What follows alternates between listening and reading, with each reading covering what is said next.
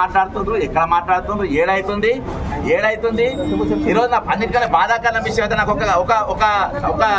ఒక గ్యారంటీ ఉండే. నాకేముందంటే నాకు రేవంత్ రెడ్డి గారు మోసం చేసిన, చీఫ్ సెక్రటరీ మోసం చేసిన, ఫైనాన్స్ సెక్రటరీ మోసం చేసిన, ఎవరు మోసం చేసిన గవర్నర్ గారు మాత్రం నా హక్కును కాపాడతారని నేను అనుకున్నా. గవర్నర్ గారిని హక్కు కాపాడతారనుకున్నా. The head of the constitution governor గారు నన్ను కాపాడతారనుకున్నా. ఈరోజు ఫండమెంటల్ రైట్స్ కాపాడే బాధ్యత మన గవర్నర్ ఆయన కాపాడతారనుకున్నా. కానీ ఆయన కూడా ఎవడో నాకు తెలియదు పో అని అంటుండే. ఈరోజు నీకు నాకు సంబంధం లేదంటుండు. నీకు నాకు అందులో లోపడిపోనికి బీజేపీ ఎంబులం ఉన్న జీబులు అన్నీ లోపడిపోతాయి రాజ్భవన్లోకి. కానీ ఈరోజు వినతి పత్రం పోయేటోళ్ళు మాత్రం గేట్ కాడనే ఆగాలి. నీకేళ్ళ వినతి చెప్దామనుకో గేట్ కాడనే ఆగాలి.